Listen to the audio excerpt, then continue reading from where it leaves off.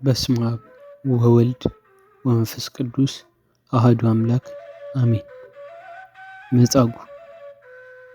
መጻጉዕ የዐቢይ ጾም አራተኛ ሳምንት ሲሆን ቅዱስ ያሬድ የዐቢይ ጾምን በሰየመበት አጽዋማት ላይ አራተኛው ሳምንት መጻጉዕ በመባል ይታወቃል። መጻጉዕ ማለት ትርጓሜው በቆሙ ሲፈታ ጎባጣ ማለት እንደሆነ አለቃ ኪዳነ ወልድ ክፍሌ መጽሐፈ ሰዋስው ወግስ ወመዝገበ ቃላት ሐዲስ ላይ ፈተውታል።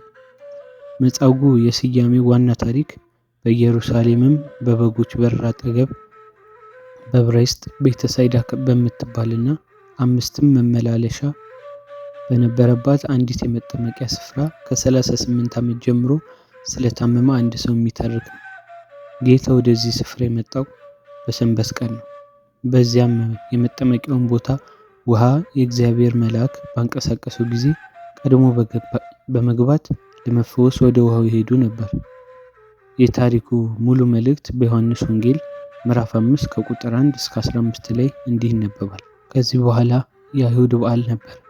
ኢየሱስም ወደ ኢየሩሳሌም ወጣ። በኢየሩሳሌምም በበጎች በር አጠገብ በዕብራይስጥ ቤተሳይዳ የምትባል አንዲት መጠመቂያ ነበረች። 5 መመላለሻ ነበራት። በእነዚህ ውስጥ የውሃውን መንቀሳቀስ እየጠበቁ በሽተኞችና ዕውሮች፣ አንካሶችም ሰውነታቸውን የሰለለ ብዙ ሕዝብ ይተኙ ነበር። አንዳንድ ጊዜ የጌታ መልአክ ወደ መጠመቂያይቱ ወርዶ ውሃውን ያናውጥ ነበርና እንግዲህ ከውሃው መናወጥ በኋላ በመጀመሪያ የገባ ከማናቸውም ካለበት ደዌ ጤናማ ይሆን ነበር። በዚያም ከ38 ዓመት ጀምሮ የታመመ አንድ ሰው ነበር። ኢየሱስ ይህን ሰው ተኝቶ ባየ ጊዜ እስካሁን ብዙ ዘመን እንዲሁ እንደነበረ አውቆ ልትድን ትወዳለህን? አለው። ድውዩም ጌታ ሆይ ውሃው በተናወጠ ጊዜ በመጠመቂያይቱ ውስጥ የሚያኖረኝ ሰው የለኝም። ነገር ግን እኔ ስመጣ ሳለሁ ሌላው ቀድሞኝ ይወርዳል ብሎ መለሰለት። ተነሳና አልጋህን ተሸክመ ሂድ አለው። ወዲያውም ሰውየው ዳነ፣ አልጋውንም ተሸክሞ ሄደ። ያም ቀን ሰንበት ነበረ። ስለዚህ አይሁድ የተፈወሰውን ሰው ሰንበት ነው፣ አልጋህንም ልትሸከም አልተፈቀደልህም አሉት። እሱ ግን ያዳነኝ ያ ሰው አልጋህን ተሸክመ ሂድ አለኝ ብሎ መለሰላቸው። እርሱም አልጋህን ተሸክመ ሂድ ያለ ሰው ማን ነው ብለው ጠየቁት። በዚያ ስፍራ ሕዝብ ስለነበሩ ኢየሱስ ፈቀቅ ብሎ ነበርና የተፈወሰው ሰው ማን እንደሆነ አላወቀም። ከዚህ በኋላ ኢየሱስ በመቅደስ አገኘውና እነሆ ድነሃል፣ ከዚህ የሚብስ እንዳይደርስብህ ወደፊት ኃጢአት አትስራ አለው። ሰውየው ሄዶ ያዳነው ኢየሱስ እንደሆነ ለአይሁድ ነገረ።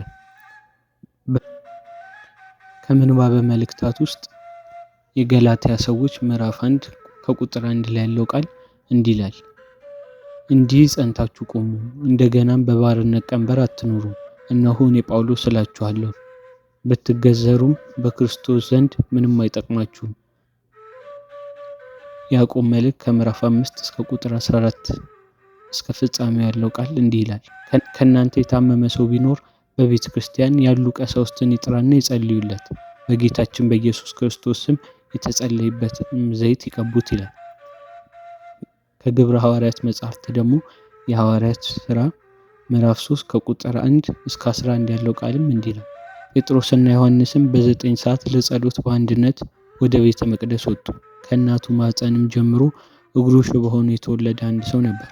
ወደ መቅደስም ከሚገቡት ምጽዋት ይለምን ዘንድ ሁልጊዜ እየተሸከሙ መልካም በሚሏት በመቅደስ ደጃፍ ያስቀምጡት ነበር።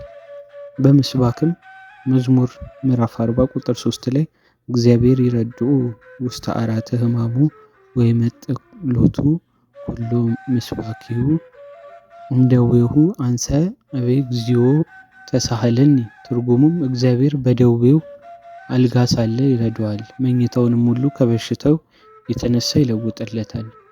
በወንጌል ላይም የዮሐንስ ወንጌል ምዕራፍ 5 ላይ ከቁጥር 1 እስከ 24 ያለው ቃልም እንዲህ ይላል፣ ከዚህም በኋላ በአይሁድ ባህል እንዲሆነ ጌታችን ኢየሱስ ክርስቶስ ወደ ኢየሩሳሌም ወጣ።